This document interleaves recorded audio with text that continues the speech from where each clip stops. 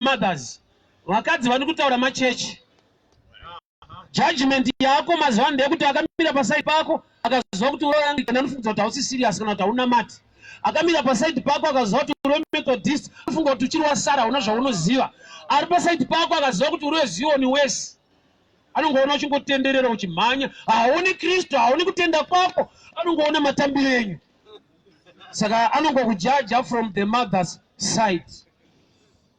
Tamba kunoitwa kumapostori vachitambira mwari wavo kana kusingaitwa kwenyu kuMethodist chakafanana nechekuti munenyuwo matambiro amunoita mwari mumwe chete iye. So lack of revelation yaita kuti vakomana vaite drive the other brother outside the family.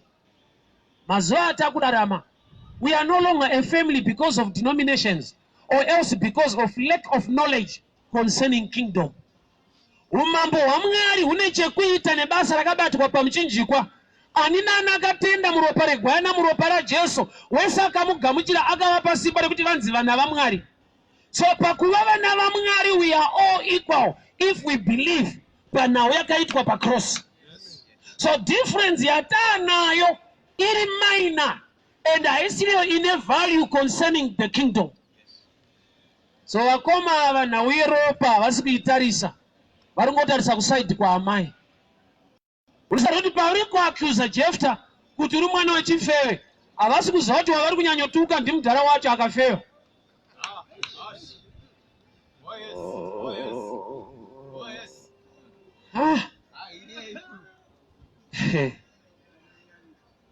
Dzimwe hasha dzinoitwa handizoti handisi mudzimai but hasha dzimwe dzinoitwa nemadzimai ndedzekuti murume wakanzi ane mumwe mukadzi. Problem yawo hombe iri pamukadzi wacho iyeyo. But vasingaziva kuti murume uyu ndiye akaenda ikoko. Handisi hangu mukadzi but ndofunga from this perspective yenyaya iyi tinogona kuva better understanding nokuti akapimba mumwe apa kuti azopa mumwe munhu pamiri ndibaba waJefta. Saka vakomana kana vachituka Jefta kuti uri mwana wechifeve wavari kunyanyotuka mudhara wavo kuti baba vedu havana kurongeka. Inda vachihura kudaro so. Nokuti amai vaJefta havasiri vakapimba baba vaJefta. Baba vaJefta ndo vakati vawana wanano yavo nemukadzi wavo ndokuenda kunotsvaka mumwe mukadzi. Saka vana kana vakutonga nyaya yevabereki vari wrong. Ameno kana kune vabereki vanotonga vana vavo but vana vanotonga vabereki vavo but sometimes there are things that are beyond. No matter uri mwana zvafanira kuti baba wako oshaya mai wako kuti ndakufambidzana nemumwe murume obva kuti azviite uri mwana wacho. Sometimes nyaya idzodzo dziri beyond your level. Ichi chiboyore ndoti ichi chiboyore torega kuti ndezvemubhaibheri. Naturally amai vako wanzi vari kufambidzana nemumwe murume baba wako wakafa zvakaoma kuti usarudzira amai vako mumwe murume kana kuti waudze kuti siyanei naye. Why? Nokuti level isingachinje ndaamai vako. So vakomana vane nyaya yavari kutonga yavasingakodzere kutonga. Jefta uri mwana wechifeve mai vako chifeve. Orati kana matonga Jefta kuti mwana wechifeve ndapanzwa mai vake chifeve chakafeva nani? Kuti nyaya yenyu haigumire pana mai vaJefta ngaende futi kunopopotera mudhara uyu. John chapter 8 vanhu vakabata vanhu vachiita ufeve. Problem yavakaita vakabata vanhu vakaendesa munhu. Vakabata vanhu vakaendesa munhu vachida kuti munhu uyu anotongwa yet ivo vatotonga nokuti vatosiya mumwe kudhara mumwe atopa bheyu kudhara. That's why Jesu akaona kuti iye haitongwe nekuti yatongwa. Matongero amaita ndo andichaita saka Jesu akasiyawo auya nokuti masiyawo mwasara.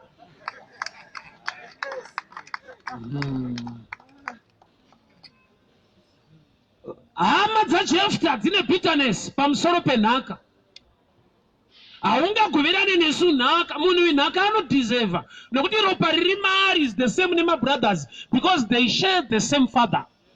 So chavari kutadza kuunderstanda is the bloodline kana kuti rudzi. Senemu yaJefta anotonzi Jefta Gilead. Saka vana vaGilead vari kuti hausi mwana wepano ibva pano iye anongoburitsawo birth certificate rakangonziwo Jefta Gilead. Kuda kuti kana mune problem naJefta mune problem nababa vacho. But indamudhara uyu vakomana havana simba rekunomunongedzera kuti baba makaita ufeve. Vari kungotuka Jefta kuti uri mwana womumwe mukadzi uri mwana wechifeve saka ibva pano. Jefta achidzingwa ipapo pane chinhu chisina kudzingika chiri maari God given ability to do things. Unogona kuberekwa mu-environment yekuti vanhu vanokumaka, but havana the power yekubvisa chakaiswa naMwari mauri kuti ugone kuremekedzwa. Unogona kubviswa mu-environment, but vanogona kusabvisa chakaiswa naMwari mauri. You can be sent away to a wrong environment, but you can still carry grace in that environment. Ndomwe unoziziva kuti Ishmael mwana waAbraham. Saka kana akabviswa pamba paAbraham, chandinotoziva paakachema kaita kuti Mwari vamunzwa, vakamunzwa nokuti mwana nyangwe asiri pamba paAbraham, but Mwari vanonzwa through the blood. Bible wrote the blood that speaks better things than the blood of Abel. Kureva kuti Mwari chavanonyanyonzwa chine voice, harisi voice iropa. Aropa rotaura ka. Bvunza varikuita zvemamedicals, munhu akaramba pamiri amitisa munhu, zvinongonzi handi tinobvunza ropa. Ropa rinokutengesa kuti kuramba hake ndiyo. Ropa haugoni kuri bribe baba, kana uriwo muridzi wemwana rinototaura kuti ndiye kuramba hake. Ipapo ukatoramba kuti hausi kurwara, tikangonzi pindai kuseri kumutestwe, ropa rinototaura kuti kushiga akapera. Uza ropa harina chigururu, rinotongokutengesa kana uchitorwara. Izvo zvakatosimba so, ronotaura kuti hakubhaiza apera. So the brothers of Jephthah vanga vane bitterness nelife yaJephthah. Why? Vakafungira pamusoro penhaka, inheritance, kuti haugone kugoverana nesu nhaka pano. Inda vakomana vakasika kufunga nyaya yenhaka. Inda nhaka yacho vari kuibesa on the side yaamai. Nokuti kana ari mwana waGilead anodeserve inheritance. But vari kuti uri mwana womumwe mukadzi, saka ungadye nhaka nesu chibva pano. Kureva kuti yavari kutoita era, nokuti kana nhaka ichigoverwa maringe vana verudzi rwekwaGilead, Jephthah anodeserve.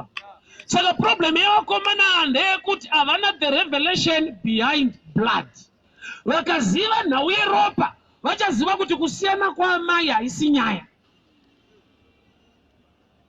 Ende watingape mhosva kana uyo ari mwana wokwaamai nini, haasi amai nini vacho. Ndiye mudhara wedu akaenda kuna amai nini vacho. Saka Jephthah paakadzingwa akashayiwa support. Why? Nokuti akangoberekawo ari one. Ndokubva abviswa munzvimbo yekwaGilead ndokuenda kuland of Tob. Ariko ndokubva atanga kuita zvakaiswa naMwari mari, ability iri mari to lead people in battles.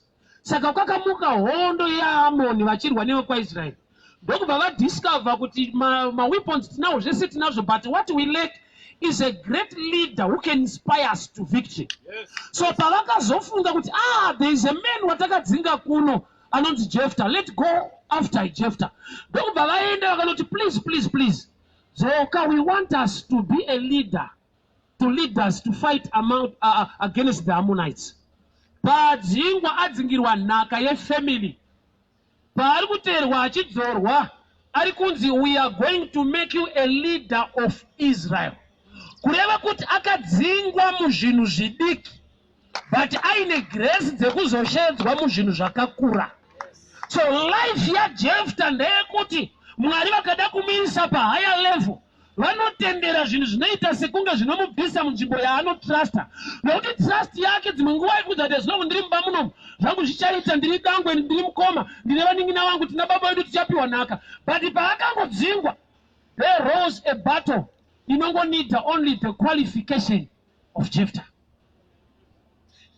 Mubvunzo wobva wati kana vanhu vachinotora Jephthah as a leader, but ari munhu akadzingwa ne-only family members, akatiza, how come vari kuona quality of a leader a man who was chased by 4 to 5 brothers and he ran away?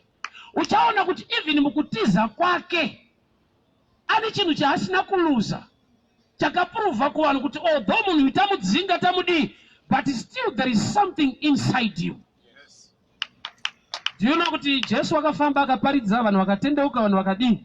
But the last person, or the last two, vanhu vakatendeuka Jesu ari pamuchinjikwa. Mbavha imwe yakanzi kuenda pacross ari mupain, but kuna akanyatsoona kuti kurwadziwa wake, but mudhara uyu ane zvinhu zvake. Mbavha yakagona kunotisa potential neability naJesu pacross. Kureva kuti vamwe vakaona kushamisa kwaJesu achiwanza chingwa achifamba pamvura, but kuna akaona ushe hwake ari patight. Kureva kuti kune masituations anogona kuisa patight, but uri patight kudaro, une ability inogona kutooneka kuti zvakaoma hazvo but munhu anofunga zviri kunetsa hazvo but munhu akarongeka kuti Jefta paakadzingwa nemafamily members ane chinhu chaakaprova chinoratidza kuti is a good guy. Ane chaakaprova kuti I don't fight my brothers. I respect them. Although I can fight very well. Uchaona here kuti David akauraya Goliath, but same David akatiza Absalom. Giant ndiani Absalom kana kuti Goliath? Indava David achitiza mfana mdiki, but achigona kuuraya munhu mukuru. These are some of the qualities of a great leader. Fight a battle is unnecessary. Fight a battle is unnecessary. Another how to square and ichirwa nehama dzangu hazvina zvazvinonipa to prove that I'm a good fellow. I will respect my brothers. I will move away.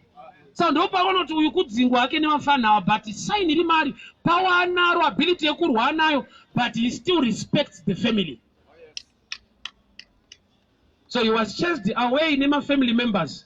But the whole Israel yakagara pasi ikati we need a leader to fight Ammonites. There is a guy called Jefta. Yet Jefta was chased away. But isina kudzingwa maari ability to fight and to lead. Yes.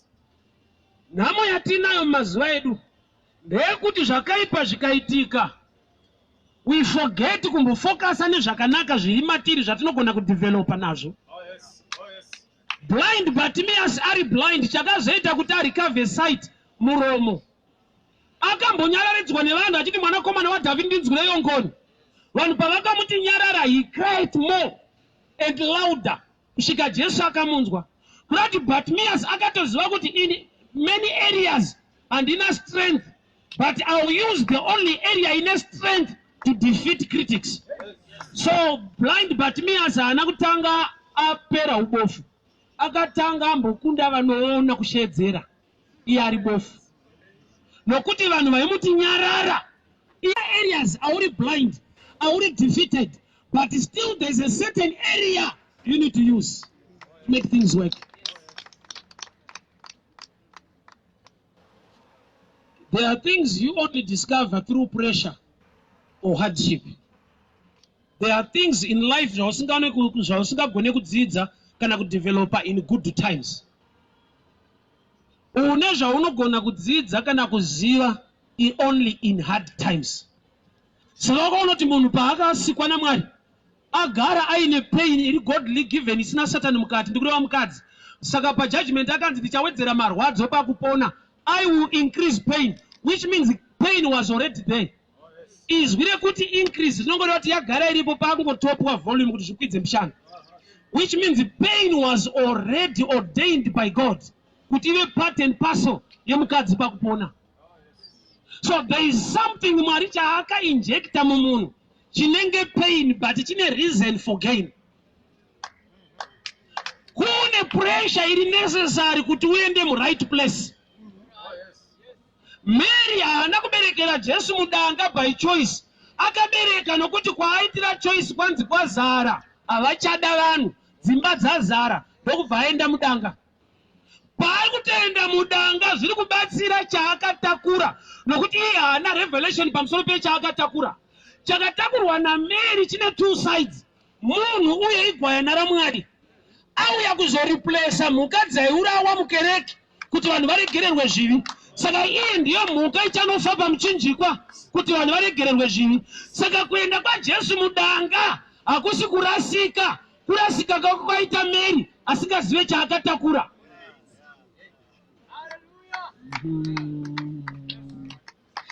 Ikoko ari kudangawa. That was the best place in that time. Why? Nokuti Herod akateera achiuraya vana vese vane 2 years and below. Saka kwese kwaichaga nekuraya vana inzvimbo dzinoberekerwa vana. Saka Jesu paakaiswa mudanga, it was a better way to preserve him.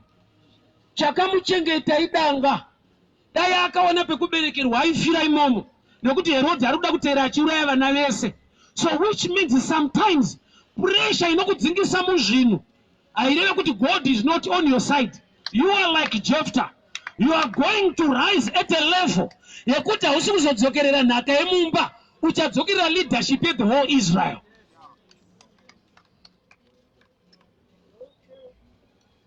Oh yes. Pane zvandonzwa kana ndichiparidza so. Kumana nonzi Jefta afanana nemunhu aenda kuexile. Nonzi exile unokuziva? Munyika manetsa nezvepolitics munobva amboti nje. Panzvenga ipapa anganyetserwa nyaya diki. Unozodai. Obva angodzoka adhara racho. Atopedza unandiwedzerere. Unenge aunzwawo futi. Iri pachena. Vanhu vakuru vanonzwa. Potential negrace dzakaiswa naMwari muwife mako hadzina basa kuti wavengwa nani, nokuti chakaiswa naMwari chinomanikidzwa. Satani haagoni kubvisa Kenani. Kana Mwari atoti budai uku muende Kenani, Kenani inenge iri chaangatoita kukudisturba kuti usasvike. Can I help you a little bit?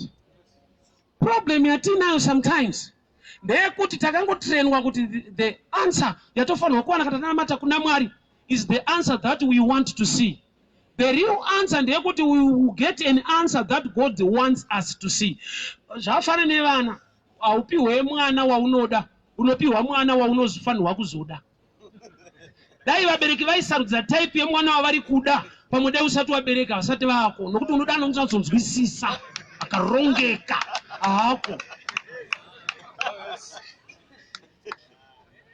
Zvisarudzwe izvi. Even dai vana vaitenderwa kusarudza vabereki vasati vauya panyika, dai usati wane mwana. Nokuti vega vaita meeting kuti mwana waidzo mukuwara panyika panomira musha, dai usati wane mwana. So there are things that are beyond human control, yet is for your advantage. So Jefta asiri akati amai vaichifewe akaberekwa naamai chifewe. There are things in life zvokuti you cannot change. But guess what? You cannot change your history, but you can affect a change in your future. Yes. Yes, Akadzingwa nehama dzake. Also there are times yekuti munhu anokuudza kuti ruvengo runobva kure. Munhu ari kubulawayo asingakuziva hazviite kuti akuvenge, hazviite, haatombokuziva ende haana basa nehwaakuzive. Wese anototi kuvenga ane zvaanotoziva pamusoro pako. These are the fellow brothers vagara pasi kuti munhu mai vake namai vedu ndovakarorwa zvakanaka zvakarongeka pakutanga. Uyu mwana wechifewe auya pechitu namai vake, saka ngaabve pano. Vari kukanganwa kuti mwana uyu amai vake ndochifewe, but mudhara wacho munosheya ndiye mudhara wenyu. Saka namakutonga yaamai musagumire pana amai, pfurirai mberi kuna mudhara wacho kuti mudhara makaitirei ufewe. Saka vafana vanenge vanotya baba wavo, saka vanongotukira kuna ana amai ikoko. Vanotukana naJefta kuti uri mwana wechifewe, hatidi kukuona pano, ibva pano. Ropa riri muna Jefta nderaGilead. Blessing iri muna Jefta yakaiswa naMwari to rule Israel. Saka there are times yekuti vanhu vakaleka revelation vanofaitana mumaminor issues vachidzinga munhu akatakura the grace for the nation. Okay. MuEgypt munhu anga ane key answer yekuti nhamo ipere. He was in prison. Joseph ari kujeri ndiye akataburitswa akataura pfungwa yakanaka newisdom dzakapanura hope, nyika ikapreservwa nzara. But munhu wacho anopedza nzara kwaakanotorwa kuprison. Kurati vanga vari free and useless. Anga ari bound, ndiye anga ari bound but useful.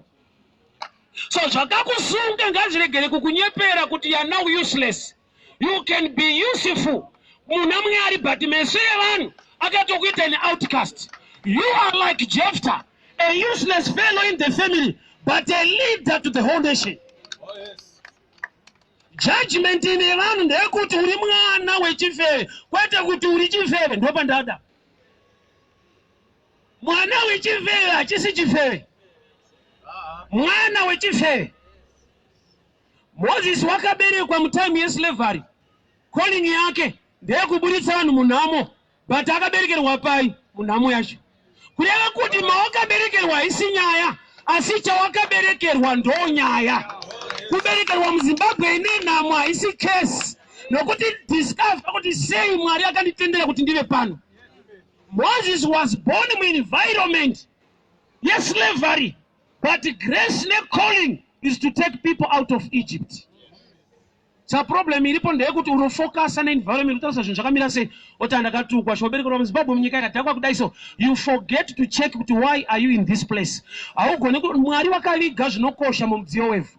Your environment haisino nedetermine future yako, but learn to discover what God has deposited in you. Kuberekwa nemudhara asina mari hakukuite murombo. Ingori nyaya yekuti wakaberekwa nemurombo hausiwe urombo hwacho. Nzwa? Haugone kutadzisa shiri kubhuruka pamusoro pakwa. Aso haufanira kudzitendera kuvaka dendere mumusoro mako. So une zvausingagone kudhila nazvo zvinongoramba zvichiitika, but une zvimwe zvaune ability and power to deal with. Hausiri wenhamo wakaberekwa munhamo. Mindset iyo ndio platform yainofanira kutsika kuti ndakaberekwa nemudhara asina kana chinhu ndiri munhamo but handisi nhamo. Mwari ane purpose neupenyu hwangu. Learn to discover why are you in this nation. Izwa keep kana kuti answer yetena around yenyika. Problem yedu we also think Zimbabwe they are all politicians. And chinhu chese in life vakachita se politics. Ukanzwa munhu achiti chingwa chakwira unzwa mumwe kuti dza politics achatokwira kazveshuwa kana kuti upenyu hwawo munhu ya politics. Problem yedu ndeyekuti maproblems akati wandira zvekuti everything is on government, it become political. Chero chawataura even chiri genuine kuti upenyu hwaoma unozwa munhu achiti matauriro ako aya ndizvo ka wakatooma haisi politics really it on the ground.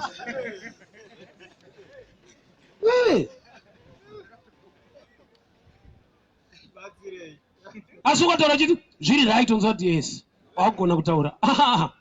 Haisi political statement kuti zvinhu zvakaoma really it on the ground. Uchitya kuti politics ivo vari kumusoro ndo zvari kutofaita kuti zvinake. Ivo utya kutaura kuti zvakaoma vari kutozviona vanhu vari kutofaitira kuti zviite musha. I'll leave that one aside. Ndo imwe danger atinayo. There are things ekuti kana nyaya ndo zvakasvisa palevel yekuti unonzwa vanhu vachiti kuri kuparidzwa vhangeri rekubudirira harisiri vhangeri raMwari, prosperity gospel. Ukachitsvaga chinonzi prosperity chacho chauri kutaura chacho hachisiricho. Kuva nepekugara, mabasic human rights, kodzero dzemunhu ari panyika, kuva nepekugara, shelter. Haoneki kuti shiri nedendere haisi prosperity, ndepekurara. Haisi politics and haisi prosperity. Kuva nerodhi yakanaka yekufamba hachifanira kutombenda kusaidi repolitics kana chii, mabasic human rights. Kuda tifambe sei? Kuva nemvura yakachena hachichinje kuti munhu angatokambena kuti inochena, inofanirwa even in politics or not, basic human right. Saka mukuparidzawo ndo zvazvaita kuti zvinhu zviri basic for human ukazvitsanangura ukava mupoverty too much chese chingori nani mbichana success. Kumusha uku kunoroiwa munhu ane bhara, muro iye akauya mutauni akazoona vanhu vane motikari ma 4x4 mavhiri anzoni kutambisa mushonga. Inauye kuleka exposure. Chauri kuti rugare harisi rugare, ma basic human rights. Aizvi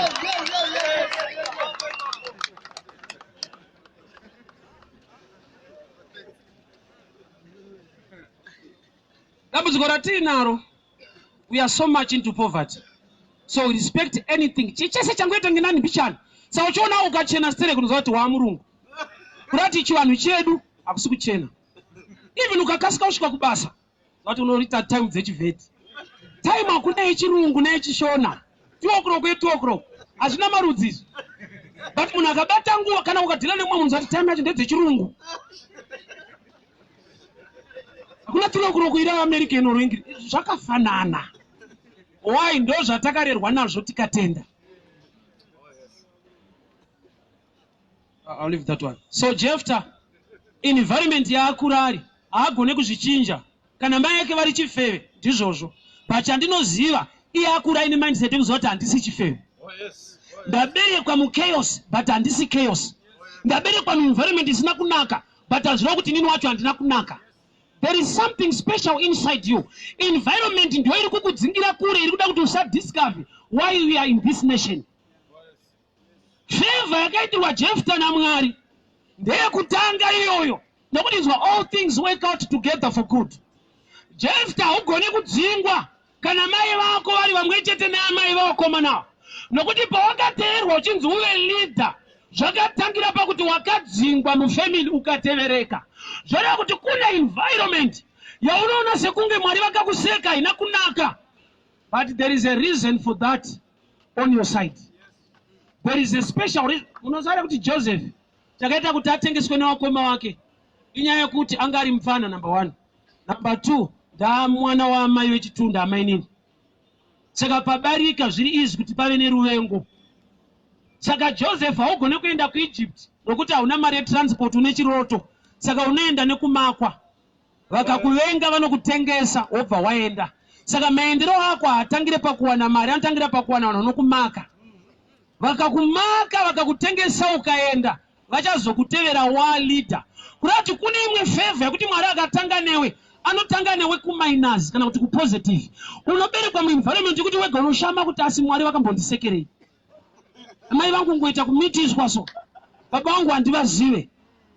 Hauzive baba wako but watoo baba futi.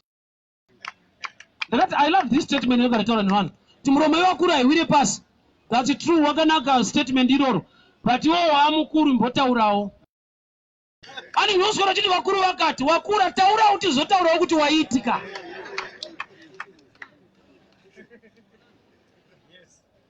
Don't look down on yourself. Environment isakunyepere. Kuti awaberekwa uri mwana wachifeve, ungaite sei kana wamwa kudzinga so, you are useless baker, izodi favor yakaiswa naMwari kwaIsraeri ndinayo, obho ndina amai vasiri kudiwa panzvimbo. Muri kuona here kuti honde ndeye vana vadiki mudhara wacho akainyarara.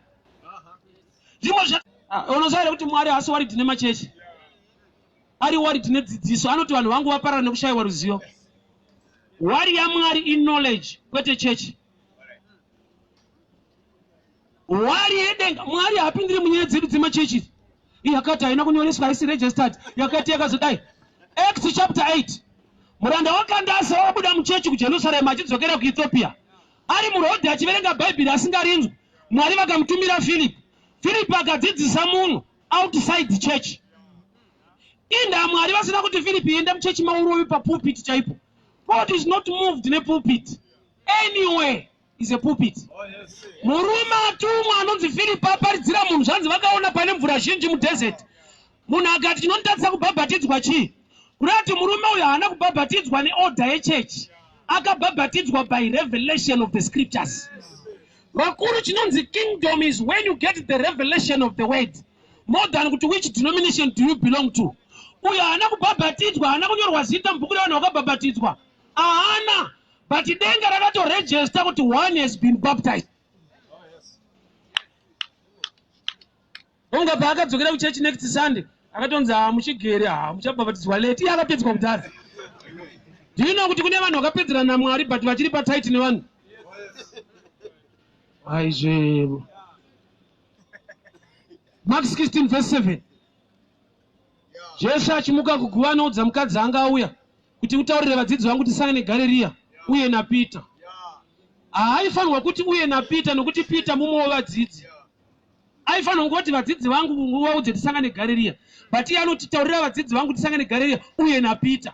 Chinoita kuti ati uye naPita uziva type yevanhu vaakasiya vaifamba naPita. Kuti kana vakazvinzwa kuti akandiramba ka3 atopa special. Ende kuchechi hachatombodiwa. Saka ndakuda kuvaudza kuti munogona kumakana but ndichiri kumuda.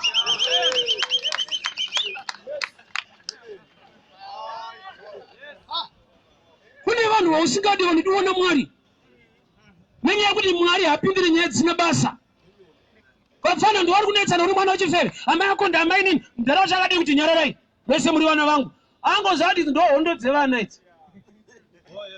Nyaya hombe yekuti mwana uyu iropa rangu, mwana waGilead. Vakuru nhau yejudgment haitariswe type yechechi, inotariswa ropa rawakatenda mariri. Ani nani wakatengwa neropa regwayana ndiye anodeserva upenyu husingaperi.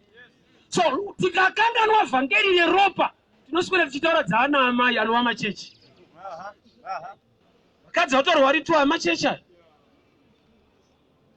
Why? Nokuti vakadzi haisiriyo nyaya, but nyaya ndeye murume wacho. Chinova chikomba anova Jesu. Oh yes. That's why I love Matthew 25. 5 vakangwara ne 5 vakapusa. Paringondi challenge ndipo kuti vese vachinzi vakangwara ne vakapusa pa 10 papa. Vanga vane one thing in common. Vanga vari mhandara vese. Oh yes. Foolish virgins. Uri virgin waita foolish futi. Naiti munhu ashibata akamira bhabha rutotaiwa mhandara yakatopusa.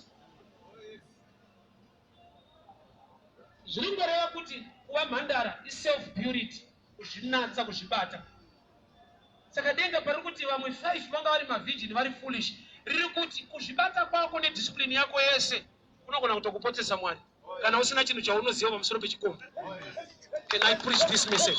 All right, I'll preach this one. Chikomba changa chakamirirwa ndiJesu. Jesu wacho anoti I'm the light of the world. Saka iyo mwenje yavo payakapera mafuta, vakaenda kunotsvaga mafuta, ivo vakamirira mwenje. Lack of revelation yakabvisa panzvimbo. Ende mazuva aya anenge mazuva ano futi. Vakaenda kunotenga mafuta somewhere. Kurati kune vamwe vanhu vaitoita zvemafuta but vasina nechikomba futi. Vanga vari mubusiness remafuta. Anointing oil. Muchinotenga. Havanei nechikomba. Chinotouya muri kuoiriko. Pamunotozosvika unosvika chauya kudhara muri kuoiri. Hakuna chinopowa chekuti oiri unayo Mwari wacho ndiwo usina.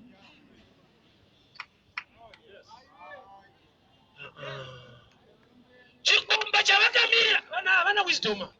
Mwenje yavo 5 yapera mafuta. Ndokubva kukumbira mwacho ndokubva varamba. Vakuenda kunotsvaka. Yeti vakurambira yava vagona. Saka Bible risina kuvapa mhosva kuti vakaramba vanamati vanofanira kuita mwoyo wakanaka. Kuramba kwavaita vadangopruvha kuti vanhu havakapusa. Pakuti kudii? Nokuti kana mwenje wako wadzima, womumwe wakabaka, munongoshandisa light iroro. Kurati havafanirwe kukumbira, vanofanirwa kungosubmita. Mwenje uri pakudhara ka. Muri mu1 room mune vanhu 10 vane marambi. 5 vakadzima munonotsvagirei marambi. Munongoshandisa light riripo. But vakabva panzvimbo vakandotsvaga mafuta. Saka vakapotsa chikomba ivo vari mhandara. Kurati utsvene hwako haukuwanise nhaka. Chinokuwanisa nhaka kuziva Kristu. Vakomana vakati iwewe uri mwana wechifeve ibva pano. Hondo ndo dzatinadzo mazuva ano izvi. Unopinda ipa isi serious. Prophet wenyu akaita semunhu womwe wenyu akaita hauna mate. Yenyu yakatangira kupi hauna mate wakazodii. Nyaya yekuti chechi yakatangira kupi ikatanga nani? Inyaya dzevana vadiki. Inonzi chechi yakatangwa pamuchinjikwa naKristu Jesu. Deeper speaking, hakuna founder, we have all been found to lead. Hakuna akatanga chinamato. Chinamato chakatangwa naMwari wacho pamuchinjikwa. Ndokubva atisarudza kuti titungamirire vanhu. Hatina kusarudzwa kuti titange zvinhu. Takasarudzwa nokuti zvinhu zvacho zvaivapo. Saka muchiona kuti Exodus ihombe pana Moses. Nokuti Moses akaberekwa Exodus chapter 2. Asi ndiye ari kutungamirira vanhu muExodus. But Exodus yacho yanga iriko asati aberekwa. Hakuna munhu anotanga zvinhu zvaMwari, munhu anongosarudzwa kuti afudze mberi zvakatangwa. Nokuti hakuna bishop anofira vanhu pamuchinjikwa. Saka hondo dzekuti founder wenyu ndiani ndedzevana vechechi. Imhuri yekwaJephta iri kuitisana naro. Ame venyu chifeve. Mufundisi wenyu akatangira papi? Akaona here mweya, chizaruko chakamurova here, akaenda gomo ripi? Nyaya dzevana. Akaenda pamuchinjikwa ndiani unoteenda here muropa raKristu, nyaya dzevanhu vakuru. Blood makes a family. Mapfeka zvewhite, mapfeka zvered, maita zvakati, imi magerwa, imi mazodai, nyaya dzevakadzi. Mai vako chifeve, vedu ndo chaiwo, uri mwana wani, ndo pane nyaya. Jephta mwana waGiriati. Zvokuti mwana wechifeve, maonero enyu. Orati kana ari mwana wechifeve, Giriati ndokubva abereka naamai vaJephta chifeve, Jephta ane gift yekutungamirira Israel. zvapachena kuti akatova chifenda amai vekutanga nokuti havana kubereka zvine pfungwa yamwari zvekutungamirira Israeri. Apa ndokukuwadza kana kundizwa hausi kundimira ndizokorera futi. Paunotanga kutarisa against others ndopane expose your real weakness. Uri mwana wechifeve, ibva pano haudye nhaka yedu. Hondo yasimuka, vakuru the elders ndokunga vakakonsulta Mwari. Todii nokuti hondo dziri dzekwaIsraeri vairwa vabvunza Mwari. Vakuru vakabvunza Mwari, todii nehondo iyi? Mwari akati endai munotsvaga Jefta. Kureva kuti plani yaMwari kuti Israeri ikunde mubhuku raJudges panguva iyi vaitoda kushanda naJefta. Saka Jefta wacho anofanirwa kuberekwa pakati paGilead naamai Jefta. Akarora mumwe mukadzi wabva atoita upombwe apotsa wake wanofanirwa kubereka naye tinodiwa naMwari. Saka kutaurisa kwavakomana wakwavabatisa futi. Uri mwana wechifeve, chifeve chaicho ndaamai venyu. Saka wakabereka type inotaurisa kudai isingazivi pfungwa yaMwari. Mwari vanoti Israeri irarame pahondo dziri kunetsa ndokubva vaisa chipo muna Jefta. Jefta anofanirwa kuberekwa pakati paGilead naamai Jefta. Saka kureva kuti papfungwa yaMwari original marriage yaGilead imai Jefta. Can I bring a revelation a little bit? Pakutanga kwenyaya ndakwenda kumatestament ari 2 ndo vamwe vakadzi vandakubata. Mukadzi akatanga kuuya testament yekutanga chechi yekutanga yakatipa Moses. Moses ndokuita problem yaana amai. Moses ndokubva aita ana amai tu. Vakamubereka nevakamunhonga. But Jesu paakauya panyika ana amai zvisina baba mukati nokuti ndava baba wokumusoro.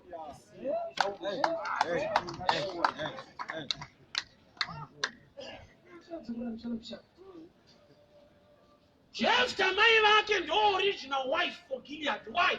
Nokuti vakabereka zvine plani naMwari. Jefta ndiye ane calling to defend Israel from the Ammonites, from the mind of God. He's gifted to be a leader. He's the judge, the ruler in that time. But ndiye aberekwa naamai vechitu. Nokuti mabhuku ayari tu ukawatarisa, original plan yaMwari is not law but grace. Why? Because before the foundations of the world, the lamb was slain anova Jesu, which means grace was the foundation. So amai vekutanga panova Old Testament vanotipa mwana anotungamirira anonzi Moses. But the problem yaMoses ndeamai. Ana amai vakamubereka naamai vakamunhonga. Saka aigara kuna amai vasiriwo omboenda kuna amai chaiwo. First marriage, relationship yaMwari nevanhu yainzi law. Law yakaproducer a leader asiri kunyazoziva kuti mwana wekupi ari in both sides. But pakazouya grace, the original wife, nyaya inoda kuitwa naMwari nemukadzi wake anonzi church. Pakaunzwa murume anonzi Jesu. Ndokubva paitwa amai asina kuziva murume. Nokuti nyaya haisi yaamai ndemurume. Nyaya yaJefta vakomana havagone kutonga. Nokuti vakomana vari kudzinga munhu vachiti uri mutorwa uri kudii. Havasi kukangana kuziva kuti nyaya haibve kuna amai parudzi. Inobva kumurume anova baba. Saka Old Testament inotipa vanhu vakabereka munhu kuti aponese vanhu. Anova Moses vanhu vakasapona. But New Testament inopa ruponeso haina baba mukati nokuti Mary akanzi uchava nemwana usina kuziva murume.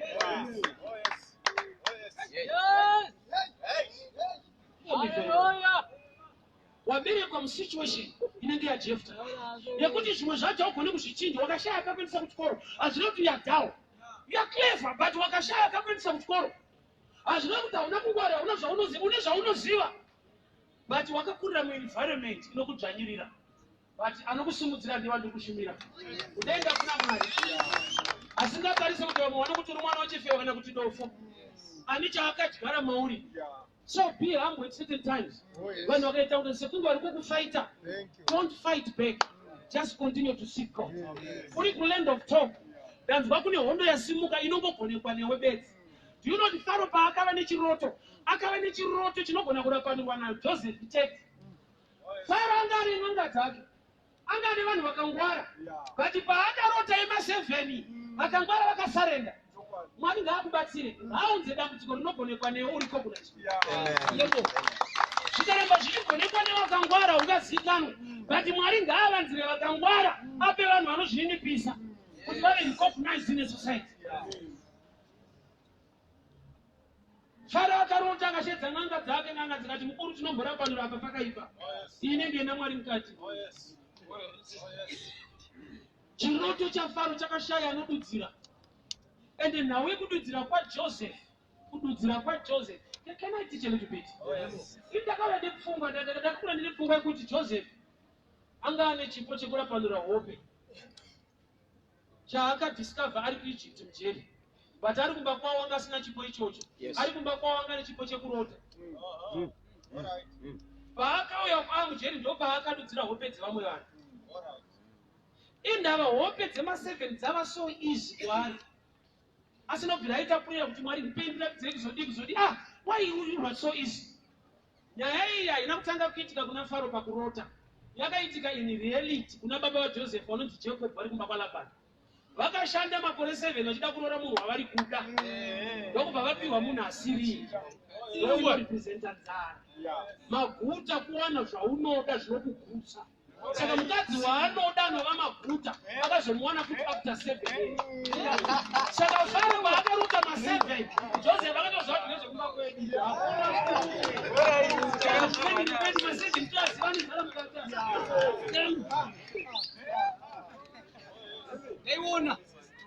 Which means nyasha dziri mari dzingori connected through the blood of his father. Mavhangeri vikataurwa zvimwe zvese vikasiyiwa nhau yeropa raJesu neukama hwomunhu naMwari hatina kwatiri kuenda. Tinoswera taakunongedzerana nyaya dzemachechi naanaamai. Vakomana vakadzingira Jefta nyaya yaamai kwete yababa. Yeti nyaya kana ichitaurwa pamusoro pevana tinofanira kutaura nyaya yeropa. The blood. Saka mystery iripo neproblem yatanayo. We talk about the mothers. Wenye munopinda chingani, mukuru wenyu ndiani, yenyu yakatangira kupi. Hakuna anoti wakatengwa neropa raJesu unotenda Jesu mwanakomana wake. Hakusisina. Nyaya yapo. Amai wako ndewechitu. Yedu ndo chaiyo yakatanga. Dzese dzakazobuda idzi. Yedu yakatanga. Nyaya kuti yenyu yakatanga. Hazvina kuti ndo yakatanga kuenda paKalvari kunodeura ropa. Nyaya yese iri centered pana Kristu Jesu. Umuru wangu uri pano ndinzwe mushi.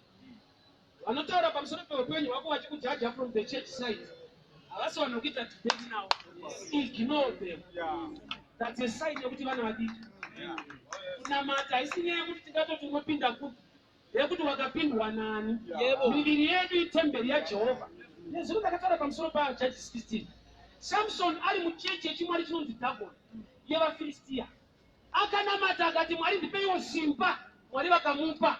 Yeti muchechi yaari hamunamate Mwari wokwaIsraeri. Munonamatwa chivezwa chinonzi Dagoni.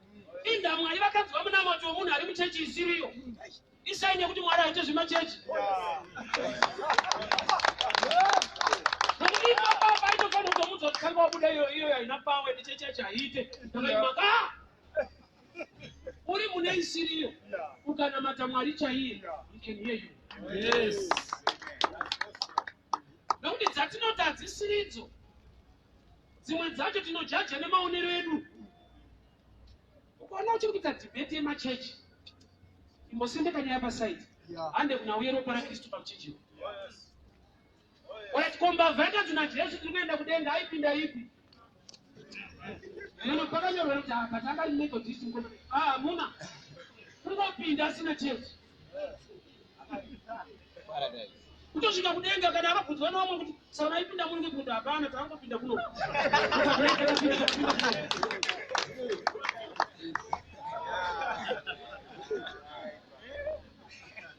Parable yaga Good Samaritan akanzi good wacho musuwo yanga rovha chechi asi kuti unobva kuri right. Nakoni pamwe pacho unogona kusarovha paruchinorobvera imomo. Unorovha bhatari imomo. Adamu paakatsvakwa naMwari unoziva kuti aitsvagwa ari mugadheni. Ukaona Mwari vakushaya zvinokuti haupo. Zvinonoti haumo muzvinhu zvavo. Bati mugadheni racho uchirimo. Adamu akatsvagwa ari mugadheni. Nachizosvika Mwari atokutsvaga utori mudhikoni zvako kuchechiko. Waratodedzana wanamata iwe uri mukuru iko. title doesn't matter. Yes. Wakasiya munhu akapondwa, they had titles. One was a Levite, one was a priest. Vakanomhanya kunobata service, vakatadza kuoffer service. Purpose yekunamata ndeyekuoffer service to change the world for the kingdom of God. Haisi kuti hapinde yenyu saka ndabasa naye, uyo hasi kwenda hatina basa naye. Hapinde yenyu but akapindwa naMwari wenyu. Iyo yaka haina kutanga nhasika. Vadzidzi vakatoona munhu achidzinga dhimoni, vakamurambidza. Tsunga kwako madhimoni akanzwa sei? Kana pane vafundisi vanorambidzwa kudzinga kwawo. Onzo ndo mapatsa ati utsvaga. Havadi kuti tidzingwe, havadi. Vakatoenda vachifara kuna Jesu, taona munadzinga madhimoni musareni, tamurambidza. Vaita so Jesu anoti hamuoneka. Nezvigrupu redu. Jesu aite zvemagrupu. Asi kuWhatsApp, aite zvemagrupu kana. Jesu akatovaziisa kuti palist ye12 munhu ichokwadi kuti hapo. But nyaya yekunamata haisi mulist ramuinaro. Kwa hiyo madhimoni achabvuma sei kudzingwa nemunhu asiri muchikwata? Kunoti madhimoni anotoziva unoita mabhishop. Madhimoni anotoziva kuti asiri zvemagrupu ndezvekutenda izvi. Tamaona achidzinga kwenda achidzidzira, achitodzinga. Uye madhimoni anomboti apa tamusi kupinda kuchechi ikai, hamusi kupa12 hamuna muoverlist. Akatoziva kuti asiri zvemalist. As long as a man believes, he carries power. If you believe, you cast out devils. Hapana chechi papa. If you believe, you cast out devils. Hapana chechi papa. Patukapinda kwaningi, mukazopinda kwaningi. We are busy building church. We are forgetting to build people in the church. Zviri easy kuvaka church, chiri chakaoma kuvaka vanhu vari muchurch. Hear me very well. Vana vekwana Jephthah vane bitterness na Jephthah. Vanotonga nyaya dzevabereki ivo vari vana. Baba pavabereka namai Jephthah vakabereka a leader ane gift kwaIsrael. Ndo nyaya futi yaDavid naBathsheba. David naBathsheba ichokwadi akaita ufeve. But hepano pane nyaya. Paakabereka Solomon, Mwari vakaropafadza Solomon. Inda Mwari vaitanga vari kutsigira problem. Nokuti problem kare. Ani Nabhani akatombotumwa kunzi iwe watora mukadzi waUria waita upombwe, Mwari haana kufara. The same Nabhani akazotumwa futi kuti enda unomudza kuti mwana wawabereka uSolomon ndamuda. Inda Mwari vaitanga vanochinja chinja so. Vambovenga pasiri pacho vaakuda. List iri pakati ndekuti mwana akaberekwa naDavid naBathsheba wekutanga akafa. Saka Mwari pese pane rufu rwemwanakomana waDavid pane kuponeswa kwevanhu. Saka Jesu achinzi mwanakomana waDhavhidhi. Saka David mwana waakaita wokutanga naBathsheba akafa. Ndo zvazvinongoreva kwatiri tinotenda muna mwana waDavid akafa. Jesu mwanakomana waDhavhidhi. So David akazotongwa nemindset yegrace because there was blood speaking on behalf of his life. Vangeri reropa rikaiswa pasaiti tinonetsana. Unopinda chingani mukuru wenyu ndiani? Zuva rapindwa rinogona kusiyana ko iyo pachi anozati kune dzimwe nyika izvo zveusiku. Ora tikadzokera kuti sabata isatata tinotangirwa kani wangu. Vamwe vanofana kutopinda musabata totoita kuti unge hatisi right. Kamba tinoshiya zuva 1 pasi rese. Saka dzimwe nyika izvozvo vatoo mangwana. Saka toona Mwari achaita zvekalenda anoita zvemweya. This is the spirit word. Mwari paakatanga kusika nyika haana kutanga musemani kana Sunday. Akangotanga paakatanga. Saka 7th day haisi Saturday revelation yekuti chingani according to God. Somebody has funded. Anda kuti buda savadha yako. Tangoti Mwari haana kutanga kusika nyika musemani. Icho kwadi akazorona day 6 kubva paakatanga kusika kwete kubva pamandi. Ani baby una unoyamba takatanga chingani. Uchatoona kuti mungokuwadzana mahara. Ana kutanga mandi kana chuta. Akangotanga paakatanga kwanzi ndo zuva rekutanga. Zuva rakava rekutanga paakatanga. Haana kutanga muzuva rekutanga. Paakatanga ndo pakanzira zuva rekutanga.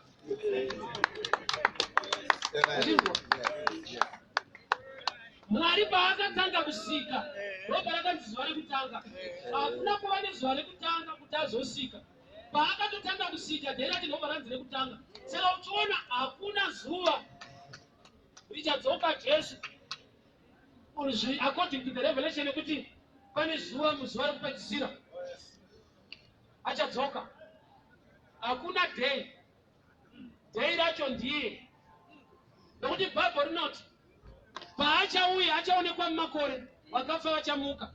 Zvoreva kuti day richamuka vakafa haripo.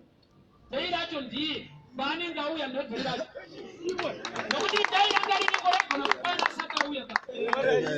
Saka Bible rinoti iye paachauya vapenyu vachiona makore vakafa vachamuka. Saka hakuna day richamuka vakafa.